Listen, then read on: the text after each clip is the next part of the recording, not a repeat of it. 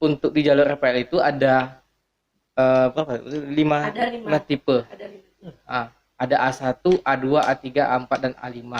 Nah, kembali lagi kalau misalnya backgroundnya dari tamat SMA tapi dia expert, contohnya misalnya Pak Ora, expert misalnya di bidang saya tamat programmer. SMA gitu kan, expert di bidang IT gitu.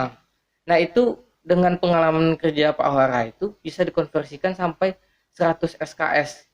Jadi kalau dihitung kalau 100 SKS, kalau S1 itu bebannya 144 SKS, artinya dalam 1,5 tahun sudah bisa memperoleh gelar sarjana. Berarti saya tinggal mencari sekitar 1 atau 2 semester lagi kan?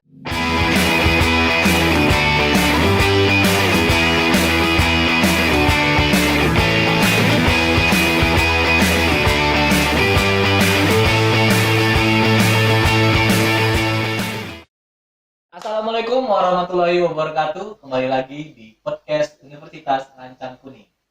Dengan saya Ohara, host backup. Ya, host backup dari teman saya Pak Widi yang hari ini berhalangan hadir sebagai host, jadi saya gantikan. Dan hari ini kita kedatangan 2 orang hebat, 2 orang yang super sibuk banget di Universitas Lancang Kuning. Kita kenalan dulu dong dengan 2 bintang tamu kita atau narasumber kita hari ini, ada Pak Ade dan Bu Tutut. Tepuk tangan dulu dong. Wow, oke. Halo, gimana kabarnya Pak Ade, Bu Tutut? Alhamdulillah sehat. Sehat ya? Sehat. Masya Allah, cerah sekali wajahnya. Iya. Gimana, boleh kenalin dulu dong. Ini Pak Ade ini dan Bu Tutut ini dari mana sih sebenarnya? Pak Din. Iya. Banyak nih yang belum tahu di Unilag nih. Oke, sebenarnya saya sih sudah cukup lama sebenarnya ada di Unila. Oke. Kenalkan, saya Ade. Saya saat ini menjabat sebagai Kepala Biro Akademik dan Kemahasiswaan Universitasnya Kuning. Oke. Aktivitas saya selain dari Kepala Biro, saya juga sebagai dosen Fakultas Ilmu Komputer, program studi Bisnis Digital. Oke, prodi baru ya, Iya, di prodi baru. Lancang Kuning ya. Bagaimana dengan Ibu Tutut? Saya sebagai pendamping. Pendamping di sini maksudnya adalah mendampingi Kepala Biro Akademik dan Kemahasiswaan. Jadi saya sebagai Kabak Akademik di BAAK. Oke, BAAK, kepanjangan dari BAAK itu apa? Banyak nih mahasiswa kita, dosen-dosen kita, pegawai kita tahu dengan BAAK, tapi banyak yang nggak tahu dengan kepanjangannya sendiri, banyak yang nggak tahu, bener nggak? Iya, Terus ranahnya sendiri nggak tahu BAAK itu apa, taunya mungkin ngurus apa sih kemahasiswaan ke sana gitu. Nah, boleh nih kita kupas sedikit BAAK itu seperti apa sebenarnya? Boleh? Dari Pak Ade ya? Ya, sebenarnya banyak sih yang bukan hanya dari kalangan mahasiswa itu sendiri, karena banyak juga menganggap bahwa BAK itu adalah biro keuangan. Nah, benar kan? Jadi kebanyakan nanyain masalah pembayaran SPP mau ke BAK, padahal kan BAK itu sendiri bukan mengenai masalah keuangan atau masalah SPP.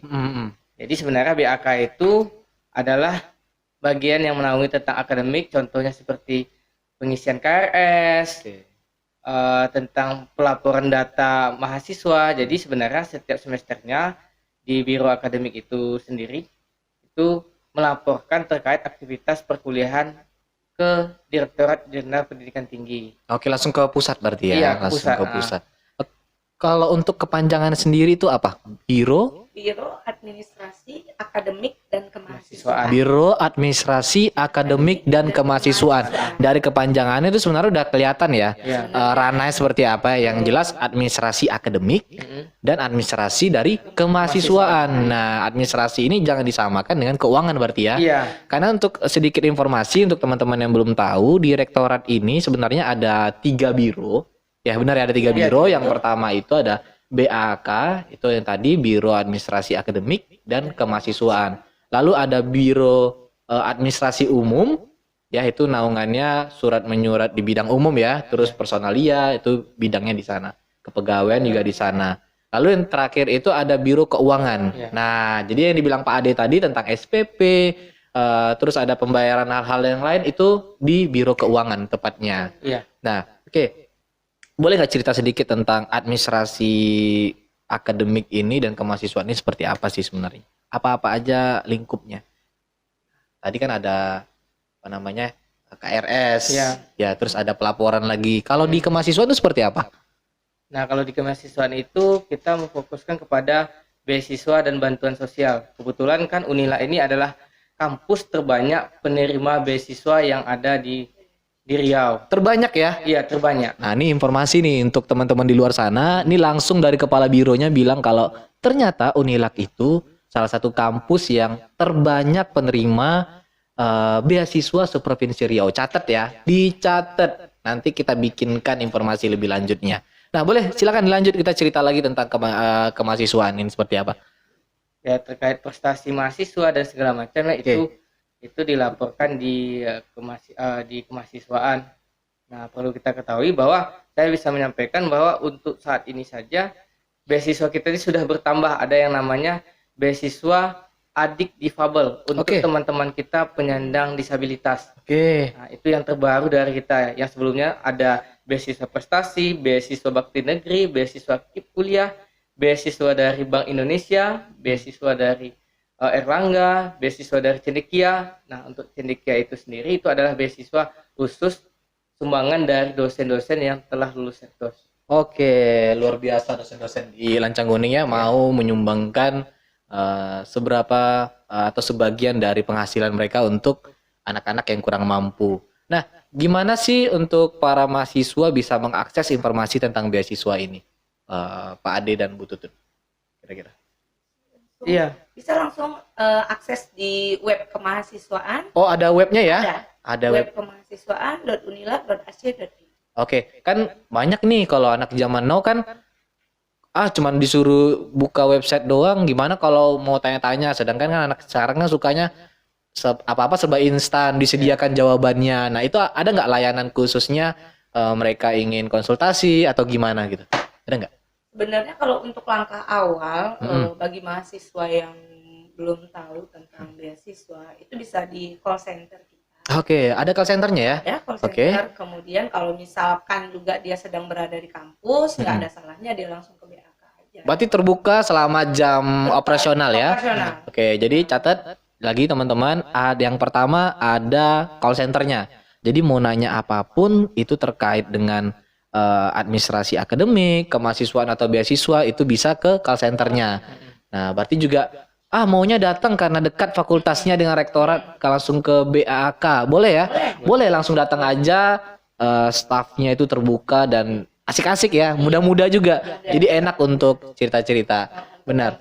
Nah, berarti selain dari tadi kita udah bicara ada akademik ya, terus kita ada bicara kemahasiswaan. Kira-kira ranahnya apalagi nih BAK ini? Itu penerimaan mahasiswa baru juga masuk. Oh, berarti langsung dikomandoi ya sama BAK ya, Iya. penerimaan mahasiswa baru. Nah, berarti sekarang gimana? Udah jalan dong penerimaan mahasiswa barunya? Jalan. Kita gelombang keberapa? Udah gelombang kedua. Wah, udah gelombang kedua. Biasanya kalau tiap gelombang itu nih biasanya ada apa namanya jalur-jalur gitu ya. Dan ada tawaran-tawaran. Nah, ada promo-promo. Nah, ini menarik nih kalau kita ngomong-ngomong promo. Tapi sebelum promo, seret ya. Kita minum dulu ya. Tolong dong. Menu. Ya, minuman terbaik yang ada di sini. Ya, wah ini luar biasa nih Pak Bas ini. Iya. Kok ini nggak ada plastiknya? Belum masuk sponsor di sini ya. Belum masuk sponsor. Sponsor tolong dong. Unilak membuka sponsor. Dia boleh dalam bentuk donasi dan untuk produk juga boleh. Kita tidak menolak. Minum dulu betul, minum dulu. Kurang dingin. Kurang dingin. Es batu ada nggak es batu? Sebelum ke penerima mahasiswa baru dan ternyata wisuda itu juga dibawa ini ya? Benar. Iya. Berarti banyak hal ternyata ya di bidang akademik ini ya. Jadi kalau boleh dibilang BAK ini adalah motornya Unilak. Betul, poros betul. Poros dari jalannya sebuah universitas itu di biro akademik ini ya. Iya. Nah, dimulai dari mahasiswa baru sampai mahasiswa itu keluar dari BAK. Oke. Betul-betulan ya emang dari awal dia penerima mahasiswa baru, terus mengurus perkuliahan, permasalahan perkuliahan pun juga di sana penyelesaiannya benar ya. Benar. Dan BAK ini juga hubungannya bukan hanya dengan mahasiswa aja, ya benar ya? Iya. Dengan pegawai juga, terus dengan dosen apa lagi ya, karena ada penanggung jawab seperti prodi. Iya, betul sekali. Ya, terus dosen-dosen juga ada yang mungkin problem dengan sistem. Itu ke BAK juga Iya, ya. BAK. Memang luar biasa BAK ini. Tolong dong tarik saya ke BAK. Tarik ya. Oke. Kita masuk ke yang intinya, yaitu penerimaan mahasiswa baru. Boleh nggak cerita dikit? Di gelombang kedua ini ada apa aja sih yang disajikan Unilak untuk masyarakat? Informasinya seperti apa? Oke, kalau untuk gelombang kedua itu ada beberapa jalur. Ya.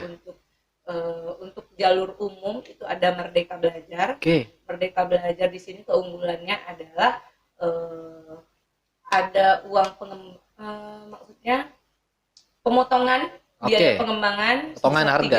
Rp300.000. Wow, lumayan. 300.000 tuh cukup untuk anak-anak zaman now weekend. Pergi jalan-jalan sama pacarnya. Iya. Untuk kamu yang mau pacaran, Ya, itu daftar ke jalur umumnya. kemudian untuk jalur istimewa itu ada SMK Bisa. Oke.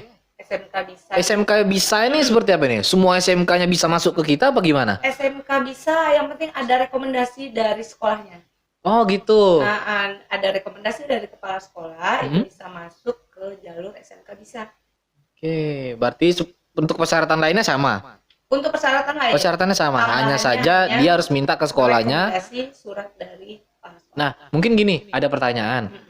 Gimana Bu bunyi surat pernyataan rekomendasi dari sekolah ini? Apakah rekomendasi untuk kuliah di sana atau rekomendasi mendapatkan beasiswa? Karena kan pemahaman kepala sekolah atau pemahaman sekolah kan beda-beda nih terhadap surat. Dan ini mungkin kayaknya bisa jadi polemik kan ya? Iya. Nah, itu seperti apa? Ada tips atau gambaran untuk adik-adik yang mau daftar di gelombang kedua di jalur SMK Bisa ini? Sebenarnya kalau untuk jalur SMK Bisa itu rekomendasinya standar aja. Standar bahwasannya sekolah merekomendasikan siswanya untuk mendaftar di Universitas Sancang Kuning melalui jalur SMK Bisa. Oke, berarti cukup ditekankan ya. Iya. Direkomendasi untuk kuliah di Universitas Lancang Kuning dan mengambil jalur SMK Bisa. Nah, jika sudah ada itu dan dia mendapatkan potongan 600.000. 600.000 itu udah jajan sebulan deh itu. Iya Pak Ade ya? Iya. Udah jajan sebulan kita itu kayaknya 600.000. Jadi meringankan sekali benar-benar. Lalu ada apa ya lagi nih? Tadi udah ada jalur penyandang disabilitas. penyandang disabilitas. Oke.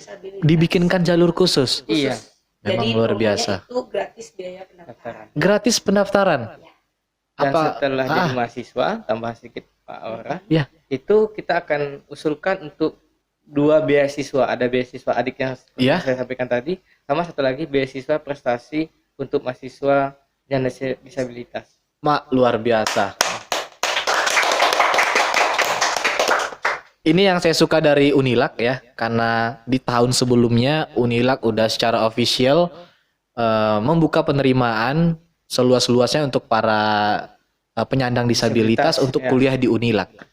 Ini yang saya suka dari Unilak. Mereka memperhatikan teman-teman yang hak pendidikannya itu nggak tersedia di mana-mana. Nggak semua orang ingin mau menerima, tapi Unilak membuka pintu selebar-lebarnya untuk mereka bisa kuliah di Lancang Kuning. Terlebih lagi tadi informasi dari Pak Ade, mereka akan direkomendasikan untuk mendapatkan beasiswa setelah menjadi mahasiswa di sini. Nah, itu di yang tahun kemarin udah mendaftar gimana Pak Ade?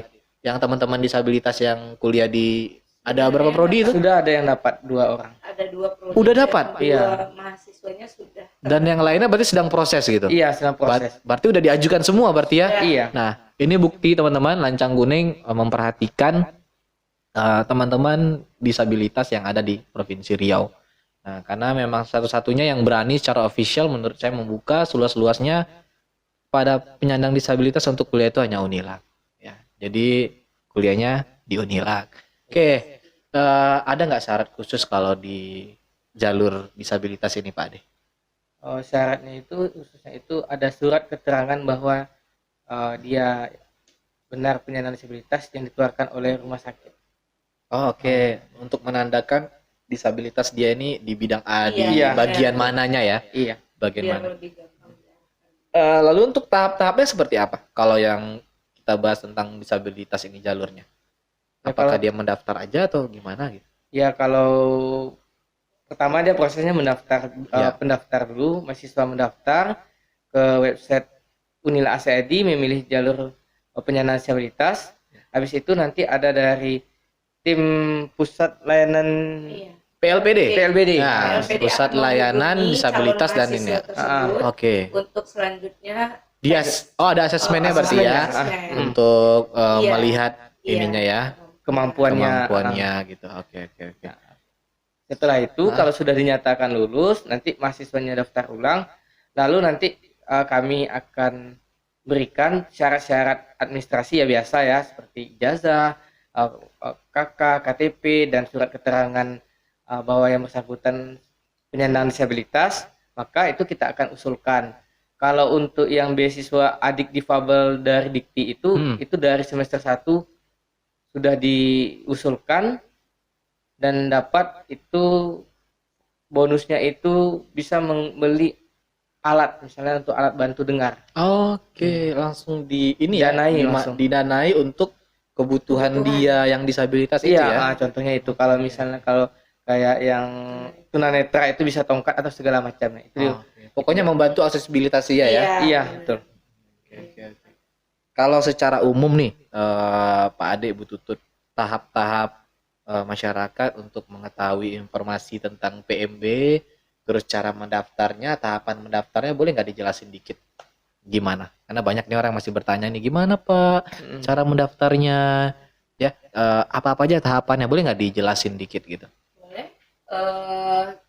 Langsung aja buka di web unilab.asia.id. Oh, langsung ke web. Terus nanti tinggal scroll aja ke bawah, itu ada pilihan-pilihan jalurnya, ada jalur umum, jalur istimewa, kemudian jalur disabilitas, jalur international student, kemudian ada jalur pasca sarjana, dan satu lagi jalur terbaru kita itu jalur RPL.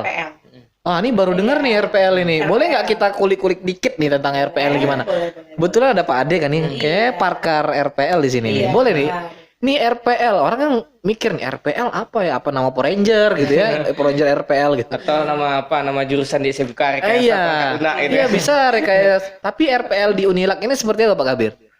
Ya, Pak Ade, RPL itu rekoneksi pembelajaran lampau, artinya pengalaman kerja teman-teman atau misalnya masyarakat yang ada di Pekanbaru khususnya, itu bisa kita akui dan kita konversikan menjadi mata kuliah. Oh, bahasanya bisa ditukar ya, bahasa awamnya kita, rekognisi itu pasti bisa menukar pengalaman.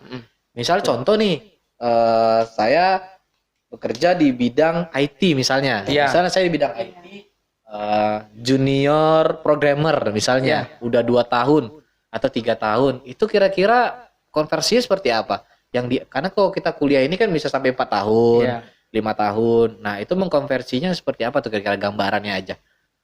Nah, gambarannya itu, untuk di jalur RPL itu ada berapa? 5 tipe. Ada A1, A2, A3, A4, dan A5.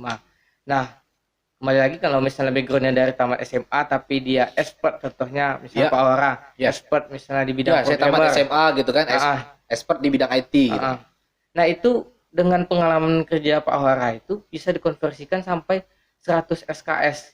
Jadi kalau dihitung, kalau 100 SKS, kalau S1 itu bebannya 144 SKS, artinya dalam 1,5 tahun sudah bisa memperoleh gelar sarjana. Berarti saya tinggal mencari sekitar 1 atau 2 semester lagi kan? Iya, betul. Untuk 44 SKS itu kan 24 bagi kali 2 aja udah 48 kan? Berarti nggak sampai gitu. Oke. Langsung bisa 100 SKS ya? Iya. Ini ini betul-betul jadi jembatan dong bagi para pekerja. Ya, di mana mereka nggak bisa meluangkan waktunya ingin kuliah, sedangkan ya kita siapa sih yang nggak tahu, semua orang kan butuh apa namanya ya, legalitas bidang ilmu. Ya benar ya. Sedangkan ada sebagian orang, bukan sebagian orang, banyak nih kejadian nih, dia expert, dia pakar, tapi mau kuliah nggak ada waktu dari perusahaannya. Kalaupun ada waktu udah terbagi dengan keluarga, benar ya? Betul sekali. Berarti ini memang betul-betul jalur baru atau jembatan baru untuk para pekerja expert di bidangnya. Berarti tinggal menyesuaikan bidangnya dengan jurusan-jurusan yang ada. Iya. Itu berapa prodi Pak Ade yang ada, banyak ya? Itu ada kita 21 prodi. Oke, untuk mengeceknya itu bisa di mana teman-teman nanti tuh? Nah, untuk mengeceknya itu apakah izin RPL yang Unilag itu resmi atau tidak, silakan dikunjungi di aplikasi Dikti atau di website Dikti di Sierra. Oke, Sierra. Nanti coba kita lampirkan di sini nanti ya, di gambar di kamera aplikasi apa yang dimaksud dengan Pak Ade, sehingga teman-teman para expert yang mau kuliah di Unilag mendapatkan legalitas bidang ilmu bisa menukar pengalamannya. Iya, Benar ya? Udah ada gimana Pak? Udah ada yang daftar? udah ada beberapa yang daftar. Udah ya? Ya sedikit tambahan Pak Ora, bahwa untuk satu-satunya yang di wilayah Kabupaten 10. Nah, karena kan Unilag ini ada di wilayah LLDT wilayah 10 nih. benar. Ya, perlu teman-teman ketahui bahwa LLDT wilayah 10 itu menangani daerah Sumatera Barat, Riau, Kepulauan Riau dan Jambi. Ya. Nah, untuk yang tahun akademik 2023-2024 ganjil ini, Unilag adalah kampus pertama yang memperoleh izin dari Dikti. Wah, prestasi lagi dong. Tepuk tangan lagi dong. Memang saya akui ya 4 jempol untuk Unilag kalau yang di bidang inovasi dalam hal pendidikan mereka concern. Unilag ini concern untuk inovasi pengembangan, terutama di jalur-jalur berprestasi, jalur-jalur akademik dia ini concern banget gitu. Saya mau melenceng dikit dari jalur RPL. Atau kita selesaikan dulu RPL. Tadi kan Pak Ade bilang ada yang sudah daftar. Ini boleh nggak cerita dikit? Kira-kira dia dari mana gitu, untuk jadi gambaran teman-teman yang masih ragu-ragu untuk daftar RPL. Nah, seperti apa kira-kira? Jadi yang baru daftar untuk jalur RPL ini dari tipe A2. Jadi A2 ini adalah mahasiswa yang dari D3. Yang D3 sudah punya ijazah namun tidak punya pekerjaan. Jadi dia tidak bekerja, tapi dia lulusan dari D3. Itu juga masuk ke jalur RPL tipe bisa. A2. Iya. Kemudian ada lagi yang calon mahasiswanya dari tipe A3. A3 itu adalah mahasiswa yang S1-nya tidak selesai. Jadi yang udah putus kuliah, udah selesai 14 semester tapi nggak sampai wisuda. Itu kemudian dia memiliki pekerjaan, punya pengalaman kerja, dia bisa itu yang ditukar di ya. jalur. Iya. Benar. Tapi memang ini kejadian di seluruh kampus sepertinya ya. Banyak dia udah kuliah, udah di ujung-ujung tinggal hanya skripsi. Saya nggak tahu problemnya apa. Problem kan ada banyak ya. Bisa karena keuangan, bisa karena keluarga, bisa karena pekerjaan dan malas mungkin juga ada ya sebagian ya. Dan mungkin banyak dari mereka lari untuk bekerja. Ya, karena kejadian di beberapa mahasiswa saya juga banyak kayak gitu. Di ujung-ujung deskripsi kenapa nggak diselesain, ternyata malas, ternyata beban ada problem keluarga, keuangan. Jadi saya milih kerja, Pak. Tapi dengan adanya tipe A berapa tadi? Tipe A3. Tipe A3 dia sambil kerja bisa menukarkan, jadinya yang 14 semester berapa semester? 14 ya? Yang 14 semester. Yang 14 semester itu nggak jadi sia-sia. Iya, benar. Nah. Jadi kalau untuk tipe A3 ini untuk nilai yang pernah dia ambil selama 14 semester itu tetap nanti akan dikonversikan. Jadi ditambah dengan pengalaman kerjanya maksimal bisa kita akui 120 SKS. Dia tinggal nyambung dikit lagi dong berarti ya. Jadi target kita 2 semester ya Pak? Iya, 1 tahun bisa tamat. Jadi mungkin artinya buat masyarakat yang pernah dulu kuliah misalnya 5 tahun lalu, 10 tahun lalu tapi tidak selesai, silakan daftar di Unilag, pilih jalur RPL. Kita bantu, kita fasilitasi untuk kita konversikan semua mata kuliah dia yang lama tidak selesai, itu bisa kita akui. Berarti himbauan lagi nih untuk masyarakat Riau yang para expert kerja, terus yang kuliahnya terputus karena pekerjaan atau sepertinya, silakan konsultasikan ke BAK Unilag, kita carikan solusinya. Nah, biar nggak sia-sia. Ya. Benar ya. Kira-kira dari BAK kita ada mau bahas lagi nggak? Atau misalnya nih kalau dari tadi kita bicaranya serius terus, ada kejadian-kejadian unik nggak tentang wisuda, tentang kesalahan-kesalahan mahasiswa nih biar nggak terjadi selama perkuliahan? Mungkin satu ya dari akademik. Mungkin untuk mahasiswa kita yang telat pengisian KRS. Itu biasanya alasannya kenapa tuh? Alasannya ada yang karena uangnya belum ada. Oke. Ada yang karena pekerjaan nggak sempat. Sebenarnya itu nggak alasan lagi kalau untuk pekerjaan, karena kan mengisi KRS bisa di mana aja. Oke, ya benar. Nggak harus datang ke kampus, kampus. ya, ya. Berarti ini tips ya. Iya, Ya. tips untuk mahasiswa kita juga. Peduli dengan Peduli perkuliahanmu. dengan perkuliahannya. Ya, oke, Jangan oke. nanti setelah sudah mau ujian Baru datang. bingung. Baru datang. Baru datang. Oke. Bingung. KRS-nya belum diisi. Apalagi ada lagi terkait mungkin sering terjadi polemik di mahasiswa kita tentang akademik gitu. Kan sering ya datang melapor masalah ya ke ini. Iya, biasanya sih langsungnya curhatnya langsung ke Pak Wakil Rektor 1. Oh gitu ya, Iya, langsung justru ya. Iya. Oke, oke. Jadi ya kembali lagi sih mahasiswanya kan dia kuliah tapi dia nggak nyadar nih udah ngisi KRS atau belum. Harusnya kan ngecek gini kan, ya namanya mahasiswa itu kan yang dikatakan aktif itu adalah mahasiswa yang sudah membayar SPP, sudah ngisi KRS gitu. Oke. Jadi kebanyakan mahasiswa zaman now ini dia udah bayar, oh ngerasa udah kuliah-kuliah gitu aja gitu. Oke, mungkin dikiranya otomatis ya. Iya. Otomatis gitu. Ingat teman-teman, nggak ada yang otomatis di sini. Kamu tetap harus mengisi KRS kamu. Tepat pada waktunya. Ya. Kalau ada yang bilang kenapa nggak bisa otomatis, karena di sini ada taraf ukur IPK ya. Iya, IPK. Ya, IP kamu per semester itu Beda, tiap ya. individu itu berbeda. Mm-mm. Jadi ada yang kamu nantinya bisa ngambil 20 SKS, ada yang 24 SKS, ada 12 atau berapapun itu pasti berbeda. Jadi nggak mungkin sistem bisa menyesuaikan apa aja perkuliahan yang kamu ambil. Jadi emang harus teman-teman mahasiswa, adik-adik mahasiswa lebih concern lagi dengan Iya. kuliahnya, lebih perhatian lagi, harus tahu kalender akademik, ya benar ya. Iya, kalender akademik. Nah, kalender akademik ini yang penting ya. Iya. Nah. Sebenarnya semuanya udah Ada di sana. di sana. Mm-mm. Jadi kalau mahasiswanya masih ada yang bingung, sebenarnya kami jadi bingung juga gitu. Udah jelas sebenarnya di sana. Untuk problem lain kira-kira gimana nih kalau untuk kayak beasiswa gitu gimana? Ada nggak? Ya kalau masalah beasiswa sih Yang sering nih disalah tafsirkan dengan adik-adik mahasiswa kita. ya kalau misalnya masalah beasiswa itu kan kebanyakan kita mintanya yang asli tapi yang dikasih yang fotokopi. Oh Nah, gitu, itu. ya. Masih agak sulit membedakan antara yang legalisir juga, antara yang oke. legalisir dengan yang fotokopi biasa. Oke. Berarti seringnya permintaan itu dia di fotokopi tapi dia Iya dilegalisir. benar. Benar ya. Nah, ini juga mungkin saya kasih info dikit untuk adik-adik mahasiswa juga bagi yang mungkin nggak sempat balik kampung atau ke tempat sekolah asal. Itu bisa melegalisir biasanya di kantor pos ya, benar ya? Iya, benar. Ya. Itu biayanya gede dan nggak mahal gitu. Iya. Daripada kantor notaris juga.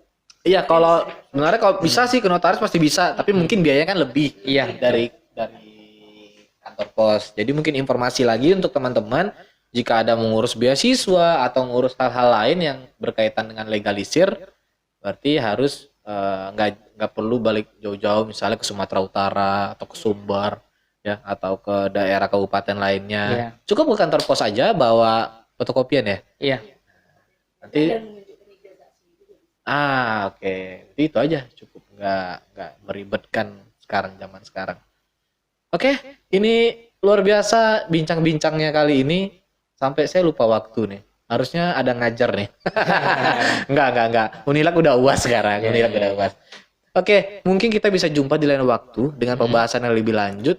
Saya sebenarnya ingin mengupas lebih lanjut ini tentang beasiswa sebenarnya. Iya. Tapi karena Bu Tutut ini dia kabar akademik, Iya. jadi kita nanti takutnya salah kamar. Iya, Iya, dan informasinya takutnya bias. Nanti kita undang kabaknya satu lagi. Berarti Bu Fitri ya. Iya. Karena informasi beasiswa ini sangat diperlukan baik untuk mahasiswa kita dan masyarakat Riau lainnya. Iya. Nah, kita jumpa di episode selanjutnya ya. Oke. Tapi Pak Ade tetap ya Ade. atau ada ya? Iya. Deal ya Pak Ade ya. Siap. Siap ya. Oke. Kami pendampingnya cewek-cewek. Iya. Oh, luar biasa. Saya nggak ada di sini. Pendamping saya cowok semua kekar-kekar. Oke, terima kasih saya ucapkan kepada narasumbernya Ya. Pak Ade, Ya. ya Bu Tutut sehat-sehat selalu Pak Ade, lancar ngajarnya, Amin. lancar memimpin BAK-nya, semoga makin sukses kita semua, Unilak Amin. makin maju. Oke, sampai jumpa di episode selanjutnya di Unilak Podcast. Unilak kampusnya orang sukses. Oke, bye.